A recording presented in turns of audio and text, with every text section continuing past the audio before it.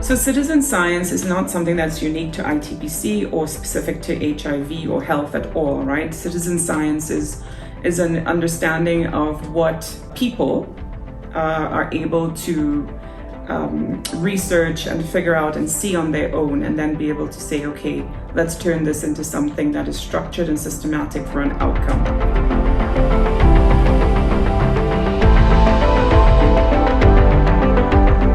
I am Solange Batiste. I am the Executive Director at the International Treatment Preparedness Coalition, or ITPC. I'm based in Johannesburg, South Africa.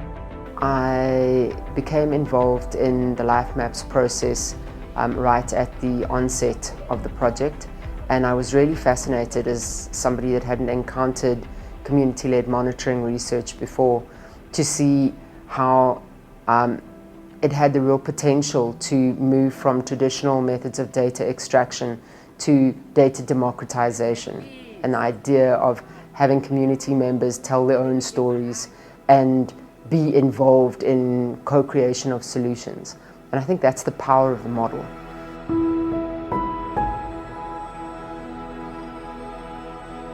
When we think about citizen science, we consider it a sort of a soup, a pot of different things. We have a community-led research.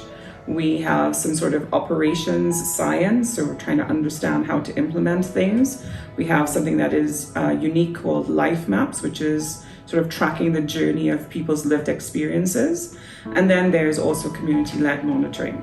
When you mix all of this into a wonderful soup, then you get citizen science. Life Maps was kind of conceptualized during COVID, and that meant traditional methods of collecting information about what was going on the ground in communities were not an option. We couldn't travel, we couldn't do focus group discussions, we couldn't do one-on-one interviews. So we needed to pivot and come up with something creative. So all the money that had originally been budgeted for travel was spent giving participants mobile phones and training them via Zoom, and one of my colleagues was able to do some training in person, but getting them to document their own lives, borrowing the concept of citizen journalism to some extent, and giving them the skills that they needed and asking them the right questions, and then getting them to be our window into their world.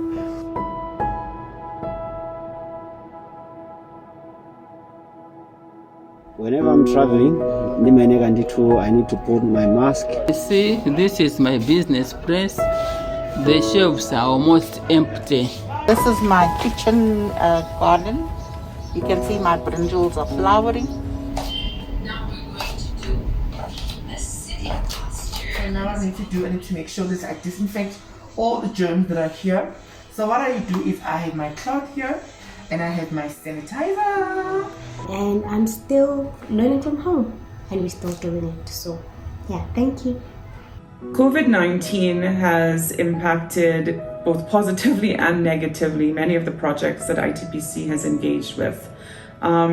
We have had to be flexible. We had to figure out, okay, how do you make sure that you keep people safe? The intention is not to finish a project, but really it's always about making sure that people are kept safe and that we're able to do the work effectively. Fact-finding and solution co-creation is very much at the heart of this methodology. Citizen science. We know the problems, we create the solutions.